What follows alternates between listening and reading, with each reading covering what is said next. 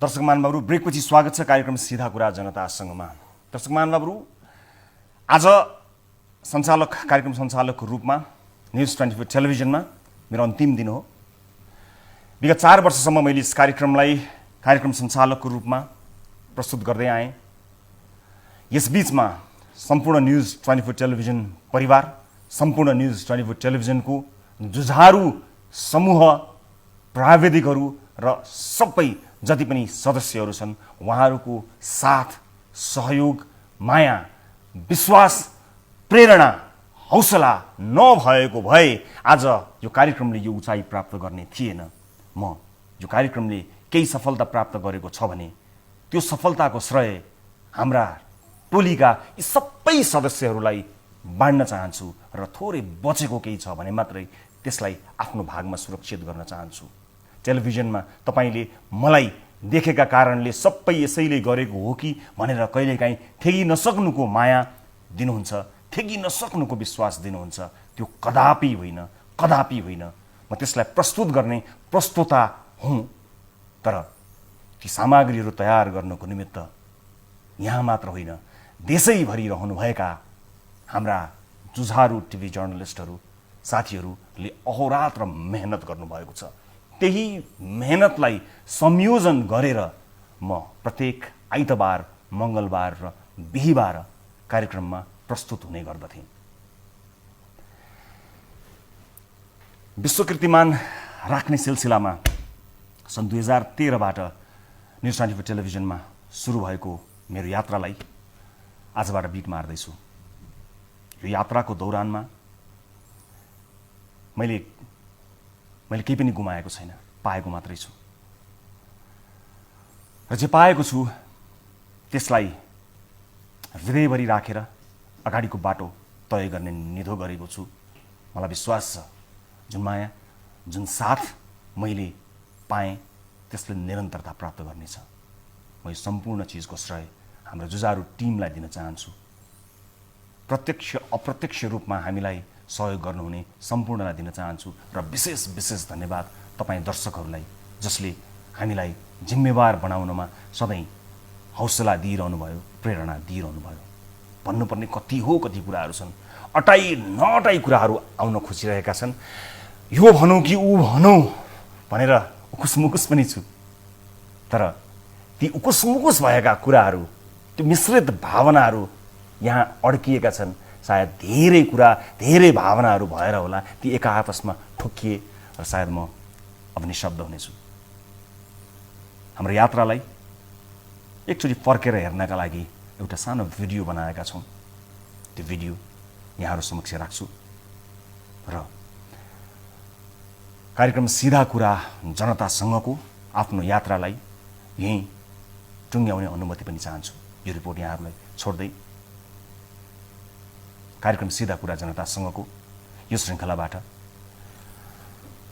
सम्पूर्ण युनिटका साथमा 10 औँला जोडेर नमस्ते रवि लामिछानेको।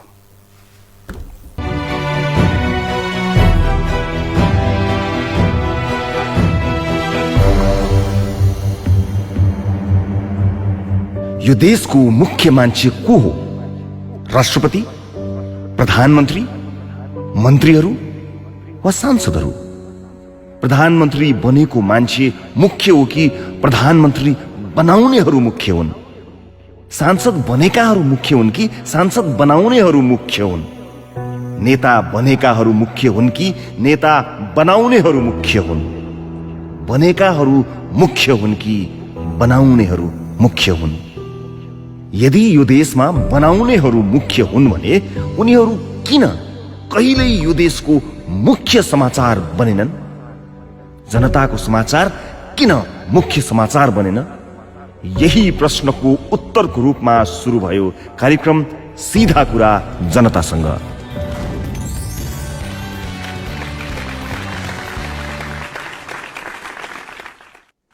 नमस्कार, कार्यक्रम सीधा कुरा जनतासँग। कुनै नेता विदेश जाँदा मुख्य समाचारले यसो भने, आज फलानु नेता फलानु देश जाँदै हुनुहुन्छ, उहाँले फलानु दिन फलानु काम गर्नुहुनेछ, फलानुसँग बसेर खानुहुनेछ, उहाँले नेपालमा आफ्नो काम फलानुलाई जिम्मा लगाउनु भएको छ। तर मुख्य समाचारले यसो भनेन। आफ्नो बच्चाको बोर्डिङको फिस तिर्ने पैसा किन्न आज एउटा जनताको छोराले आफूलाई बेचेको छ। ऊ आज परदेश जाँदैछ। उसका परिवार 15 मिनेट हाँसेको सपना देख्न ऊ दिनको 15 घण्टा काम गर्नेछ। घरमा ऊ नभएका बेला उसको साटो समयमै घर फर्किदिने जिम्मा उसले घामलाई लगाएको छ। यदि यो देशमा बनाउनेहरू मुख्य हुन् भने उनीहरू किन कहिल्यै यो देशको मुख्य समाचार बनेनन्? राष्ट्रपतिको गलैँचा मुख्य समाचार बन्यो, तर परदेशमा मालिकको गलैँचामा झरेको नेपाली चेलीको आँसुले ठाउँ पाएन। यदि यो देशमा बनाउनेहरू मुख्य हुन् भने उनीहरू किन कहिल्यै यो देशको मुख्य समाचार बनेनन्? त्यसपछि हामीले निर्णय गर्यौं हाम्रो कार्यक्रमको केन्द्रमा जनता र उहाँहरूको दुःख र समस्या हुनेछन्। तर हामी जनताका समस्या र दुःख देखाउने मात्रै छैनौं, बरु जनताले फेरि त्यही दुःख देख्न नपरोस् भनेर काम गर्नेछौं। अनि यसरी सुरु भयो सिधा कुरा जनतासँगको यात्रा। सुनिदिने कोही छ भन्ने थाहा पाएपछि चुपचाप सहेर बसेकालाई पनि पीडा सुनाउने आँट आउँदो रहेछ। त्यही आँटले सिन्धुपाल्चोककी हाम्री चेली कविता तामाङले इराकबाट हामीलाई सम्पर्क गरिन्। हाम्रो नेपालको दलालहरूले चाहिँ हामीलाई इराकको त्यो बागदादमा बेचेको रहेछ, कति $13,000 लिएर। सबैजना 16 घण्टा काम गर्नुपर्छ। त्यही भएर आफ्नै अगाडि आफ्ना साथीहरूको बलात्कार भएको देखेर भत्किएकी कविताको स्वर सुनेर हामी भत्कियौं। हामी 120 भन्दा बढी विदेशमा अलपत्र परेका नेपाली चेलीहरूलाई नेपाल ल्याउन सफल भयौं। त्यसपछि सिधा कुरा जनतासँग कार्यक्रम नेपाली चेलीहरूका लागि माइती जस्तै भयो। पठाएको दुबई भनेर, अनि अहिले चाहिँ सिरियामा छ, आएको 2 वर्ष भइसक्यो। 1,80,000 मात्र दियो। अनि कति ऋण लागेछ तपाईलाई? मलाई अहिले 30 लाखको कागज। पहिले गरीबलाई ठगेर विदेश पठाउनेहरू भेटेका थियौं, पछि गरीबलाई ठग्नका लागि विदेश पठाउनेलाई भेट्यौं। पहिले गाउँमै ठग्ने मान्छे भेटेका थियौं, पछि गाउँ नै ठग्ने मान्छे भेट्यौं। 30 लाख के हमरा 2 लाख लिएको 30 लाख का कागज 30 लाख के बना दिल के कागज।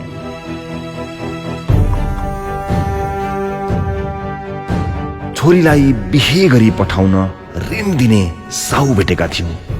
11 वर्षकी छोरीलाई उसँग सुत्न पठाउँदा ऋण मिनाहा गरिदिने साहु पनि भेट्यौं। मेरो छोरी छ, त्यो मेरो छोरीको हात समाते छ नि यस्तो आफ्नो छोरीको। अनि भन्छ नानी यही बस्नु, अनि मम्मीको जति पैसा माग्यो भने म दिन्छु नि, त्यस्तो भनेको मेरो छोरीको।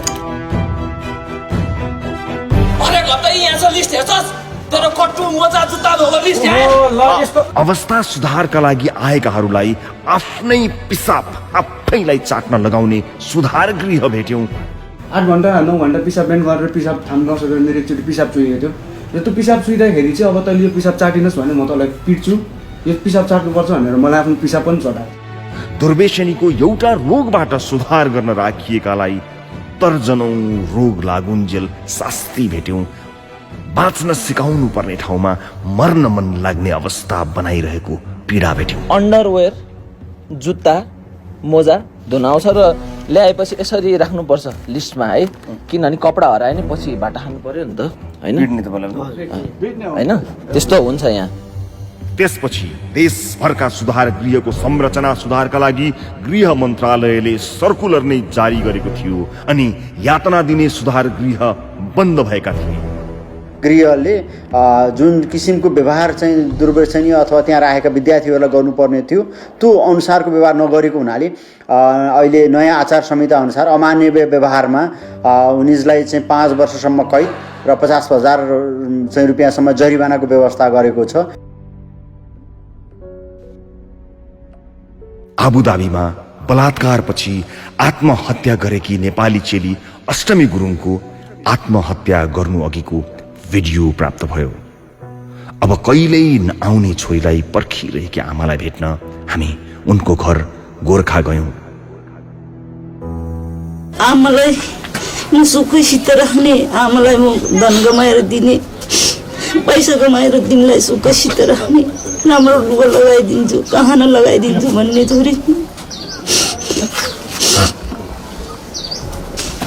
म गहना लगाइदिन्छु। तिमीलाई साह्रै दुःख भयो।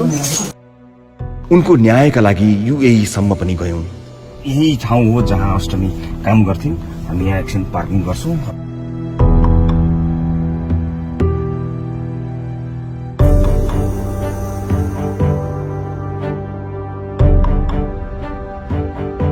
छोरी बचाउन नसकेपछि उहाँहरूमा हाम्रो पनि कोही छ भन्ने आशा बचाउने प्रयास गर्यौं। विकट ठाउँ र विपन्न परिवारका मान्छेको मनमा आड बचाउने प्रयास गर्यौं। कतिचोटि त हामी कति भाग्यमानी भयौं। नेपाली आमा र कश्मीरी पिता भएकी छोरीले जम्मू कश्मीरबाट आफू सानै हुँदा छुटेकी आमा खोज्दै नेपाल आइन्। हामीले उनका बारेमा कार्यक्रम बनाउन पायौं र आमा छोरीको भेट गराउन पायौं।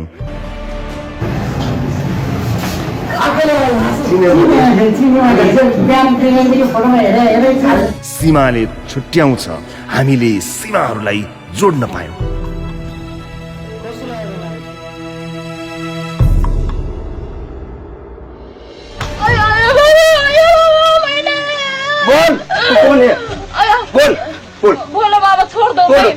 बोक्सीको आरोपमा गाउँलेहरू भेला पारेर राधा चौधरीलाई बर्बर यातना दिएको विषयमा उनकै गाउँमा सिधा कुरा लाइभ प्रसारण भयो। दर्शकमान बाबुहरू, त्यही ठाउँमा म यहाँ उभिएको छु जुन ठाउँमा राधा चौधरी माथि त्यति लामो समयसम्म निर्घात कुटपिट भएको थियो। यातना दिने झाँक्रीलाई समेत कारबाही भयो। हामीले पीडालाई परबाट अन्दाज गर्न खोजेनौं, सकेसम्म नजिकबाट आभास गर्न खोज्यौं। यसले गर्दा कतिचोटि हामी आफैलाई सम्हालिनै गाह्रो पनि भयो। हिजो हामीले दुईजनालाई बोक्सी आरोप कसुर तथा सजाय 2072 अन्तर्गत म्याद थप गरिसकेका छ र अर्को एकजना हिजो बेलुका पक्राउ परेको थियो।